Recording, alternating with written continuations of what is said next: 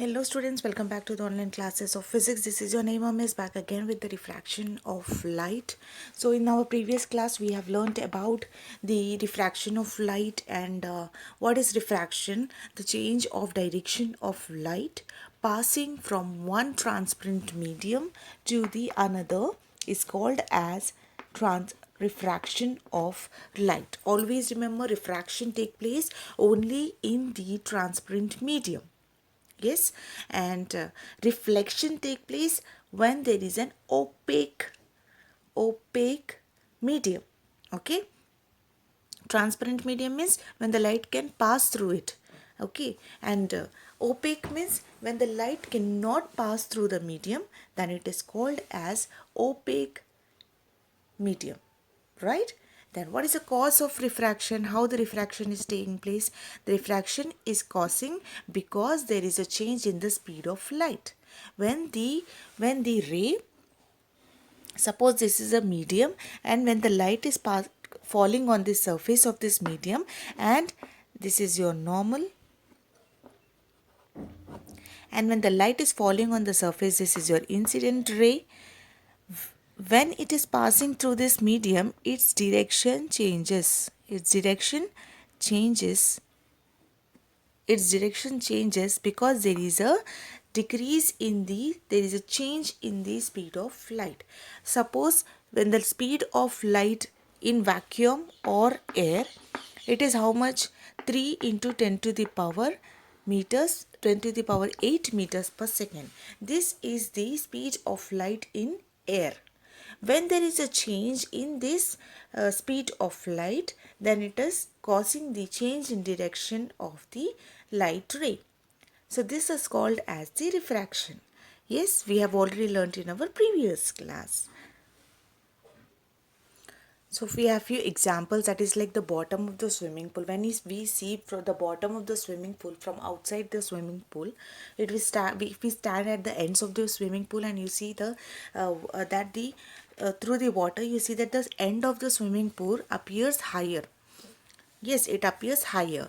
It appears to be like up, but actually it is not up, but it is at the bottom, but because of the refraction it appears to be up.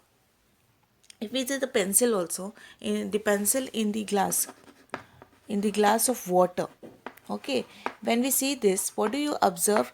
When the glass is there, na, at the contact surface, when the glass in this glass, suppose this is the water, you are keeping this pencil, you will see that it should be like this straight, but it will be like this bent. This contact point, at this contact point it will appear as bent. Yes, because of the refraction. Similarly, the coin in the glass, if we have few more examples, like lemon is placed in the glass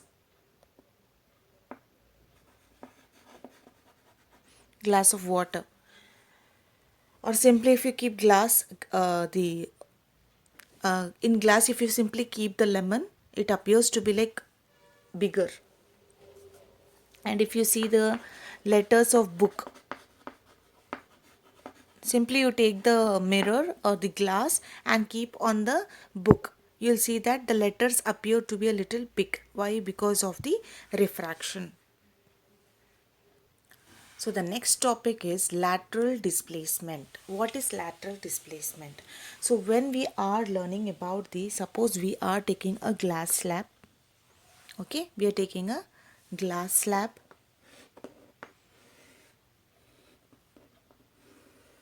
These all are the simple terms that you have to always remember. This is the light when it is falling, incident ray is falling. Now this is the normal. This is the normal, right? Now when it is passing through the glass, what the refracted ray will be? Refracted ray will be like this, right? It will bend towards the normal. Then now here this is the normal. Now this ray, again it will, when it is coming back into the medium, again it will become straight because the speed is increasing. For if we observe, the light here should be actually if it is in the medium, in the air, actually it should be like how? This should be like this, straight line.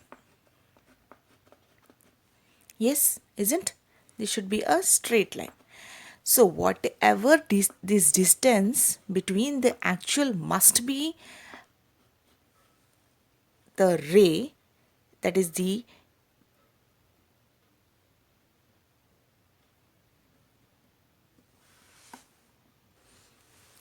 if we extend the incident ray and we see the distance between the actual incident refracted ray and the must be refracted ray and this ray, you will see that this is the distance x.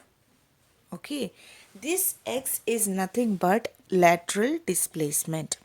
Okay, if we see, actually must be, this must be the straight line, right? But the ray is getting refracted and it is changing its direction and then it is coming out. If this would not be, the slab would not be, then directly when it would be coming out of here through the normal, then it would be this straight line, right? But when after passing through the refraction, the ray is getting changed, the direction is getting changed. Actually this would be the direction, but here the direction after passing through the glass slab is changing. So what the distance would be between this ray and the changed direction, then it is called as x. That x is nothing but lateral displacement. Okay, this lateral displacement depends upon two things. What it is? It depends upon the refractive index. It depends upon the refractive index of the glass slab, and also the thickness of the glass slab. It depends upon the refractive index of the glass slab as well as the thickness of the glass slab. Like how we have learned the laws of reflection, we have few laws of refraction also. So what is the law of refraction? The incident ray and the refracted ray and the normal to the interface of the two transparent medium at a point of incidence all lie in the same plane. Okay, the incident ray, the refracted ray and the normal to the interface of two transparent mediums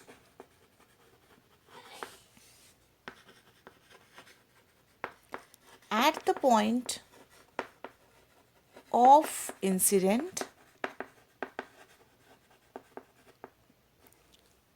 all lie in same plane. All lie on same plane. Then the next second law is Snell's law. We are familiar with this term, Snell's law. We have learned in our previous classes also. What did we learn here? We learned that the ratio of sine of angle incidence to sine of angle of refraction is constant. What it is constant. That is nothing but sine I by sine R is equal to constant. What it is? Constant. Sine I by sine R is equal to constant. What does that mean? That means if it is given in, if the ratio of this sine I, the ratio of the sine I and sine R is constant for a light of a given color or a given medium. Okay, of a given color or a given medium. Suppose the medium is same. For a same medium, suppose we have medium 1 and medium 2. Okay, and it is having a same medium, then we can say that for that ratio of sin I, that is the angle of incidence, this is the normal angle of incidence, and the angle of refraction will be same. Okay, will be same. Suppose if we are increasing the angle of incidence. Okay, so we can say that there will be a little increase in the angle of refraction also. Okay, there will be an increase in the angle of refraction also. So if there, that means the angle of sine incidence, sine of angle of incidence is constant. If there is an increase in the angle of incidence, there will be also increase in the angle of refraction. So this proves that sin I by sin R is equal to constant.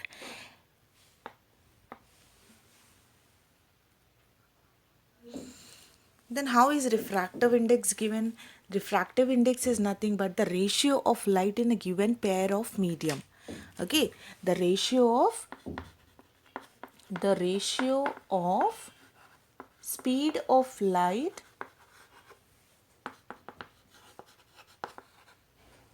in a given pair of medium, that is in a given medium 1 and medium 2. Okay, so that is nothing but how we will write it, velocity of speed of light in medium 1 by velocity of speed of light in medium 2. Yes, velocity of speed of light in medium 1 by velocity of speed of light in medium 2. So that will be given as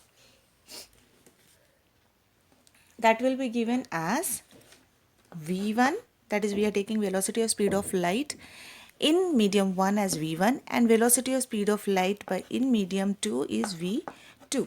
So this will be given as V1 by V2. So our refractive index is N12. What does this 12 means? N12 means refractive index, that is velocity of speed of light in V1 by velocity of speed of light in V2.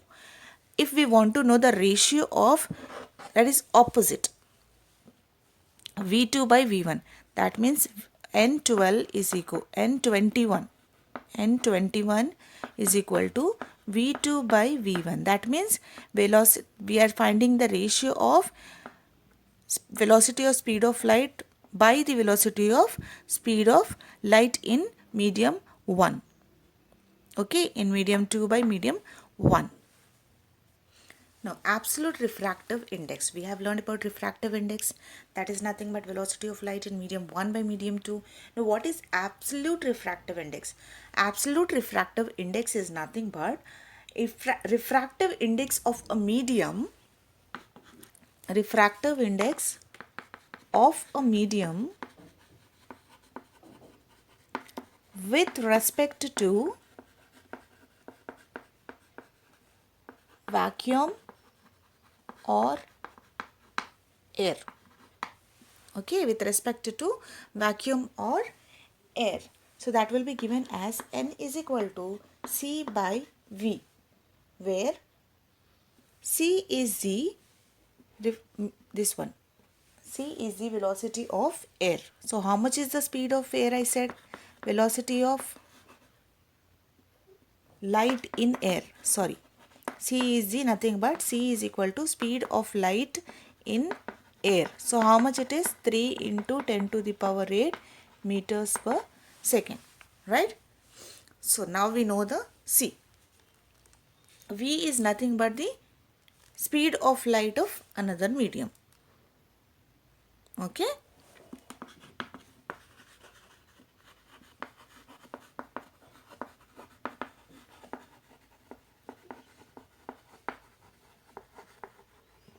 We can also say, for example, we can take speed of light, this is c by c, that is in air, by speed of light in another medium. Another medium we can also say water. So one can be air, one can be water, for example.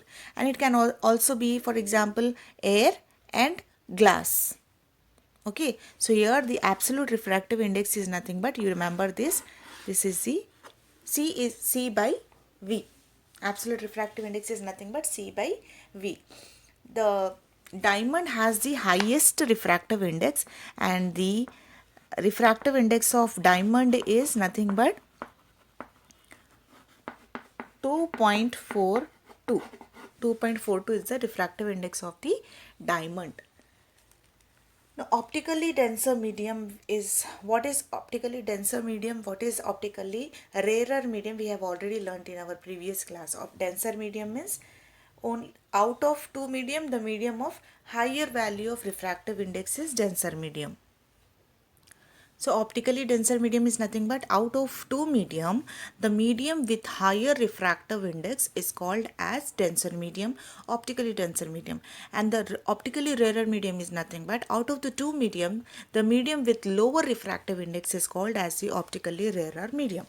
This, suppose this is the medium, medium 1 and medium 2. Okay, now we are saying that this is the refraction, this is the incident light, this is the normal, this is the normal. So now what is happening? The ray is passing here like this, right?